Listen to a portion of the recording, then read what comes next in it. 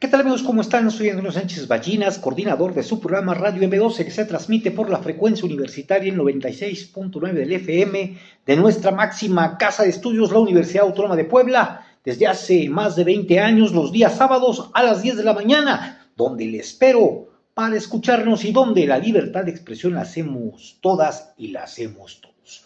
Miren ustedes, queridos amigos, desde el siglo pasado, en el año de 1942, millones de mexicanos cruzaron la frontera norte de nuestro país para trabajar en los Estados Unidos. Las empresas contratistas estadounidenses de la época les retuvieron el 10% del salario. Los braceros entre 1942 y 1964 fueron sujetos de este descuento, de este monto que fue administrado por Wells Fargo, banca privada estadounidense, quienes a su vez se comprometieron a transferirlo al gobierno mexicano con el objeto de crear un fondo de ahorro que debía ser devuelto a los trabajadores a su regreso a México. Aunque las transferencias fueron hechas, es decir, Wells Fargo mandó el dinero a México, concretamente al Banco de México, y el dinero fue recibido por el gobierno mexicano, pues la banca en ese momento le pertenecía. Jamás lo hizo llegar a los trabajadores y hoy los trabajadores intentan que se haga justicia y se les regrese lo que les pertenece. Y aunque muchos trabajadores de esa época ya han muerto, aún les sobreviven sus hijos y sus nietos, quienes siguen buscando justicia para que billones de pesos sean devueltos a quienes dieron su vida, su esfuerzo, en 1942, de 1942 a 1964. La pregunta es, ¿dónde está ese dinero? ¿Quién lo manejó? ¿Quién lo tiene? Escuchemos. ¿Qué organizaciones participaron o lo apoyaron en esta actividad? Una organización que tiene sus siglas, la OLEP, que es también cercana al Comité Cerezo de Derechos Humanos.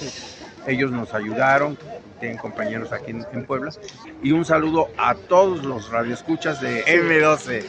Muchas gracias. Gracias. Licenciado, los braceros tienen prohibido morirse hasta terminar con esta lucha, es lo que han reconocido ustedes. ¿Y esta lucha cómo va?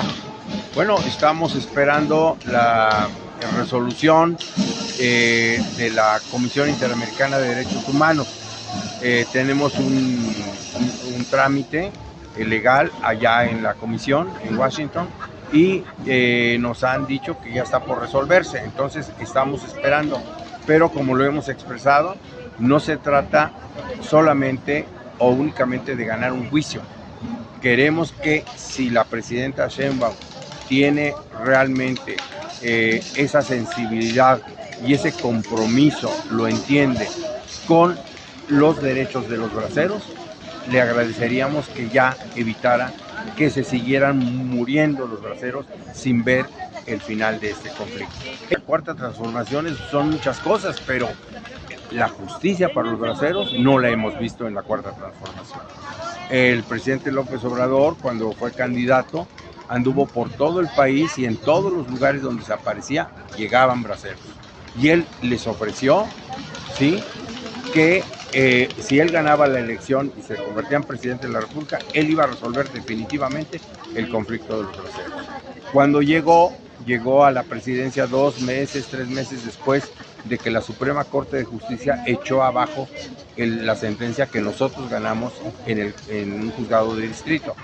Sin embargo, se le hizo notar a él que no admitíamos esa sentencia. Y él dijo, ya resolvió la Corte, ya. Y se le olvidó que cuando la Corte resolvió en contra de él por el desafuero, él dijo, por encima de la ley está la justicia, pero en el caso de los braceros no la aplicó, extrañamente no la aplicó. Entonces nosotros ni somos enemigos ni amigos de los presidentes ni de la cuarta transformación, de nada. Este es un asunto elemental de justicia que estamos pidiendo que se cumpla. Y es obligación de la presidenta revisar esta situación, porque la Corte violó la Constitución para negarle la razón a los trabajadores braceros, porque aplicó una ley de 2005 para no hacer justicia de acuerdo a los hechos que sucedieron desde 1942 hasta 1964.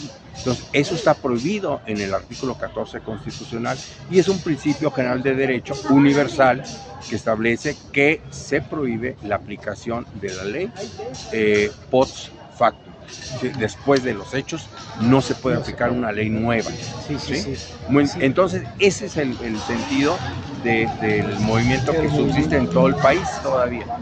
Lo que sabemos es que el dinero que se juntó en los Estados Unidos, que se manejó en una cuenta especial en el Wells Fargo Bank, ese dinero lo mandó el gobierno de los Estados Unidos a México y nosotros tenemos todavía los documentos y por eso ganamos el amparo, porque la jueza vio que efectivamente el gobierno recibió muchos millones de dólares y exhibimos también un oficio sellado, certificado por el Archivo General de la Nación, donde el secretario de Trabajo de aquella época, de Miguel Alemán, y el director del Banco de Agrícola Nacional Agropecuario le dicen al presidente de la República: han llegado tantos millones de dólares, pero no se lo podemos entregar, dijo el gerente del banco, no se lo podemos entregar a los braceros porque lo estamos usando para la operación del banco.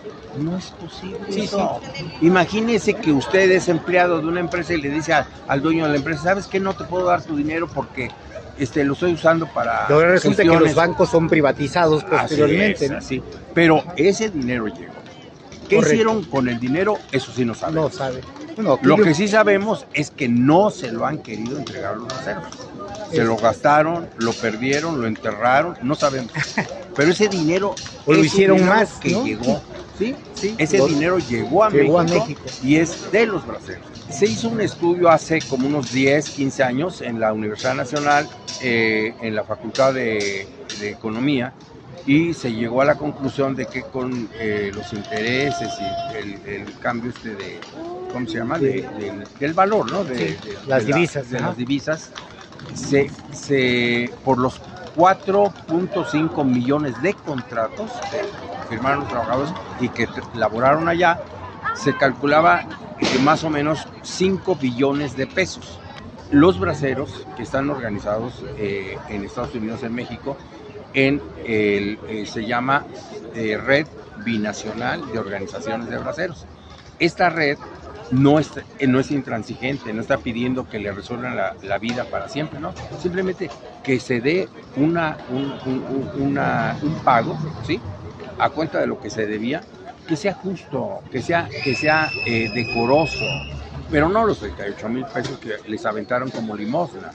Soy el señor Reyes Pedro Rodríguez Muñoz, soy de Tlaxcala y yo platico lo que vi con mis propios ojos, cómo nos humillaron, dijera yo, porque así fue.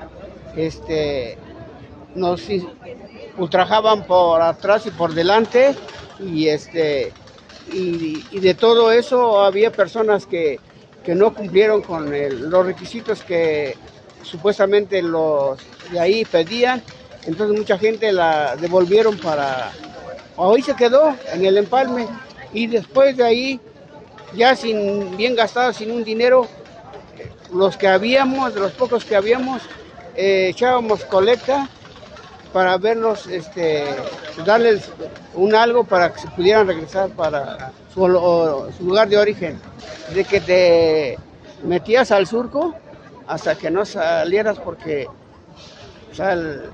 había que hacer cajas, cajas de tomate, llenarlas. Me tocó trabajar en el betabel.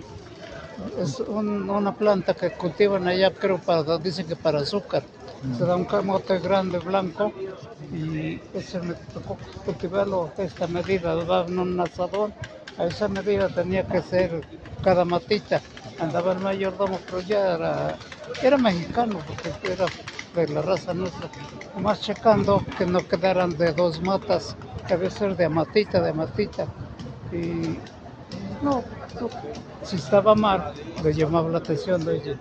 No sé por qué nos trataban así, eran de nuestra raza, en lugar que lo apoyaron, no se daban un taco que, pues, que eran muy importantes ahí. Sí, así se dio. Barbeaban al patrón de los Estados Unidos para que los trajeran acá. Sí, también. Así fue.